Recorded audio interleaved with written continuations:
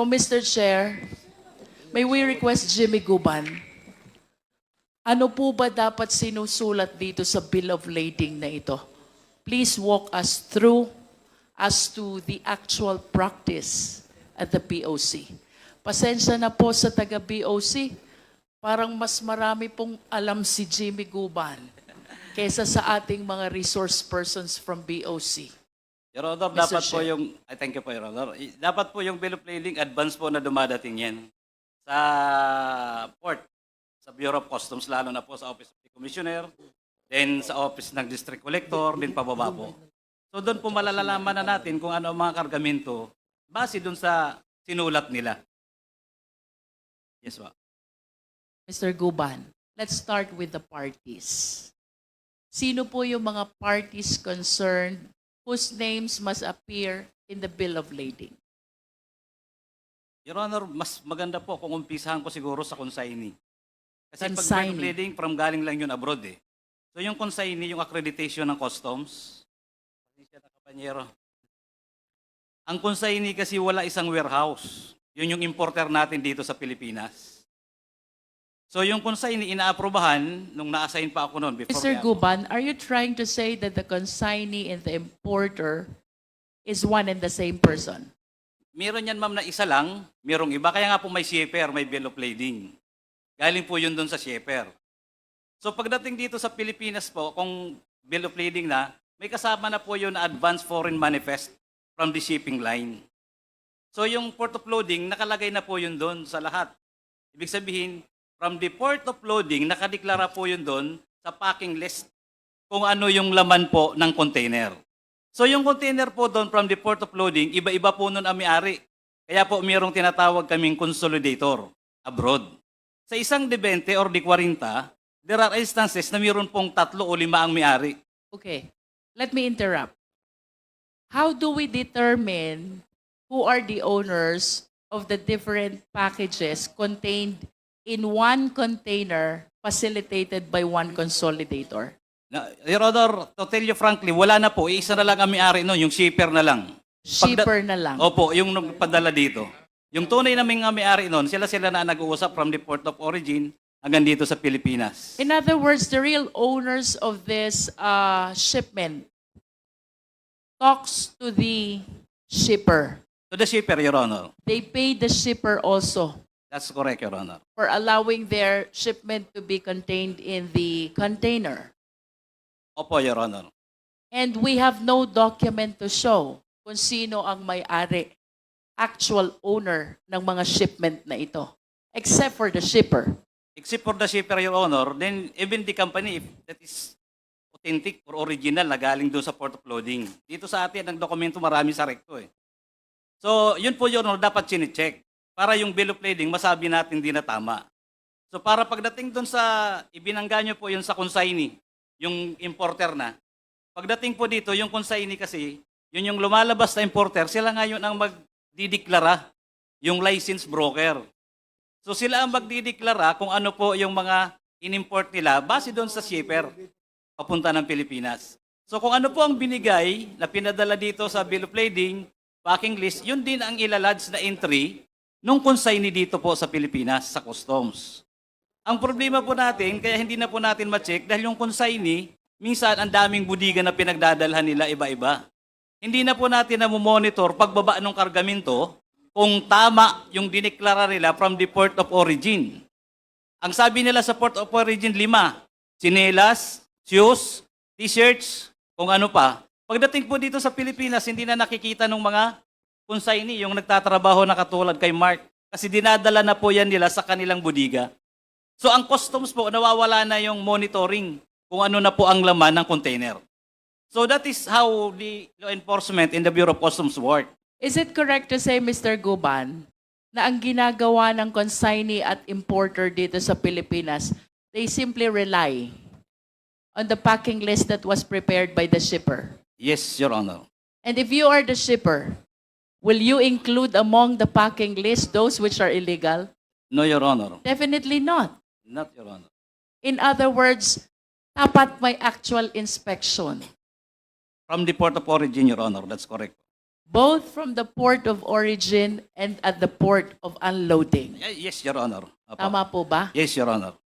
Please continue, Mr. Guban. So, pagdating po dito ng consignee, iba-ibang may-ari, yung container minsan sa kalsada lang po yan. Pag walang warehouse na designated yung consignee, minsan sa kalsada lang binababaan na nila yung kargamento. Hiwa-hiwalay. Ilalagay na sa mga close van. Pag may illegal, close van ka agad yan, nintakbo na sa kanila para pambinta. So, we cannot, Your Honor, prevent the cargos, legal man or illegal, kung paano talaga natin maitatama, pati sa duties and taxes. Pati na rin po sa BIR, pagdating sa BIR. Dahil pagdating sa deklarasyon na nila, iba na.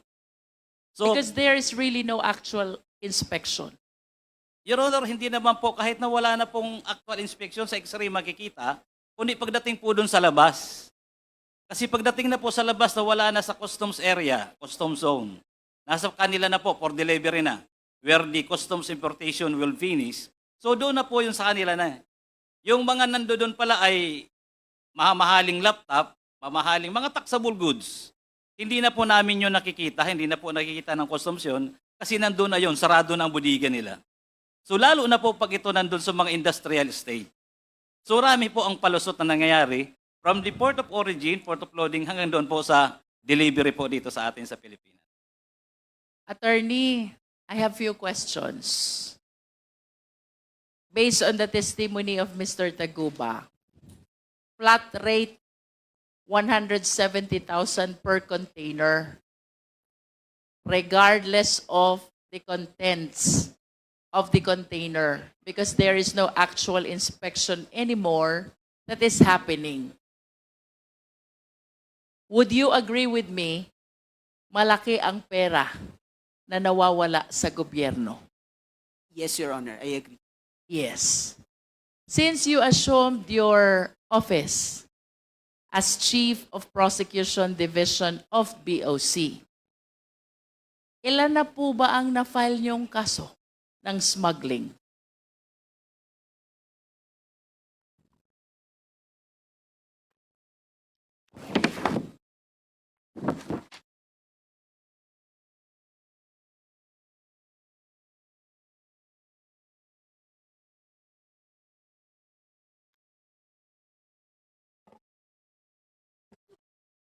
Your Honor, based on our data, there are 508 cases from 2018 to 2024, Your Honor, Where do you file those cases? before the Department of Justice, Your Honor. DOJ. Yes, Your Honor. Ilan naman po ang nakaabot sa court?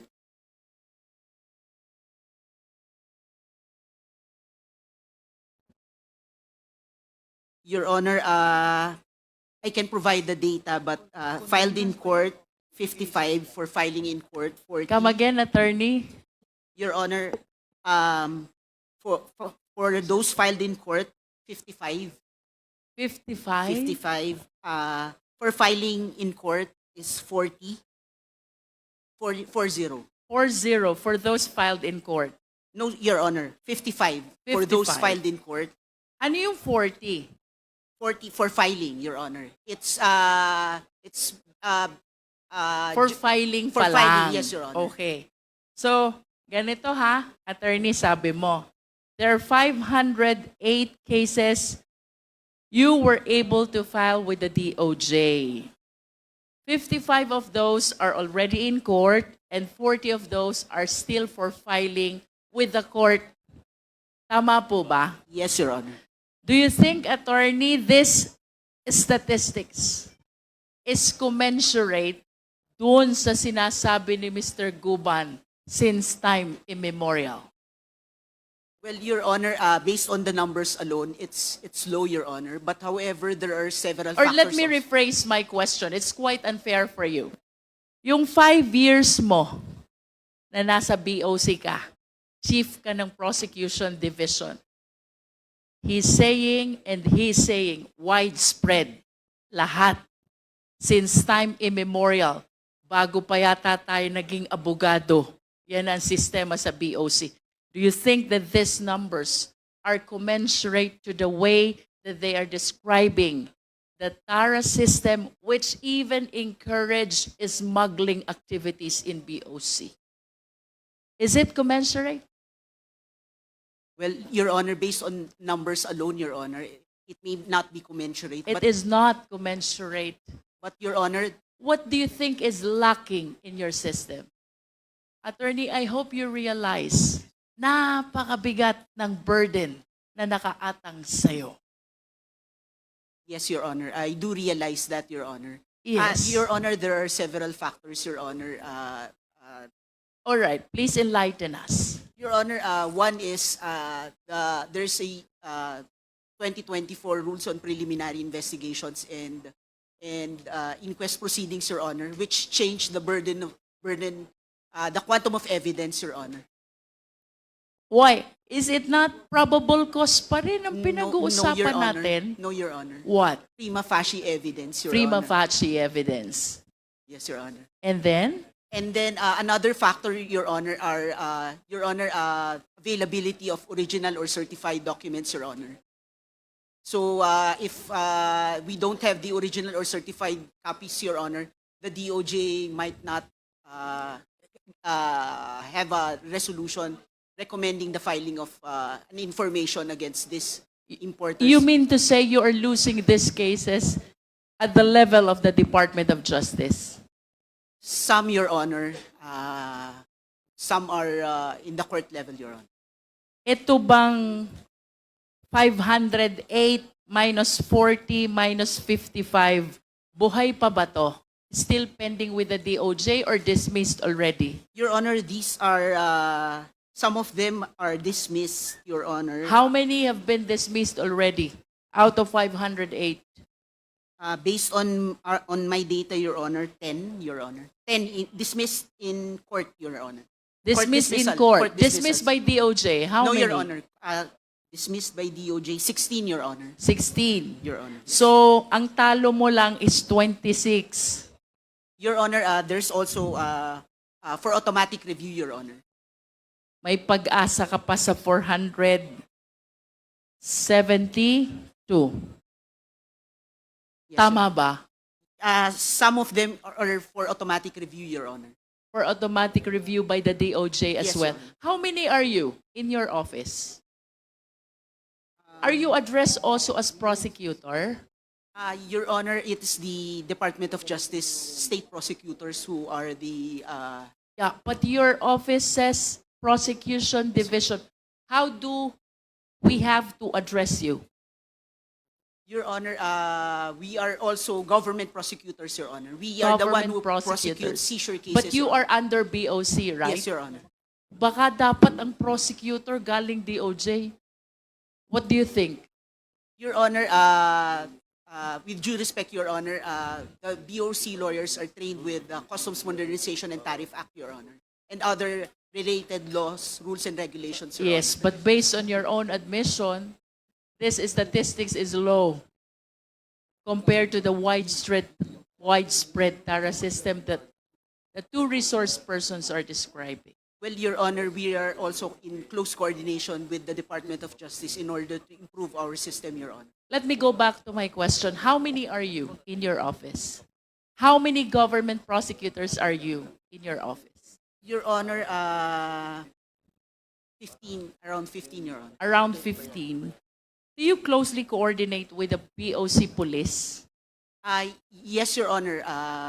They provide us with data, Your Honor. Whenever they have a seizure, Your Honor, we are. How many are those people at the BOC police, the law enforcement? I have known. You have no idea. Okay. Mr. Chair, I wish to request for a summary of the 508 cases. Just a summary. And then a verification of whether this 508 consignees belong to Green Lane, Yellow Lane, or Red Lane.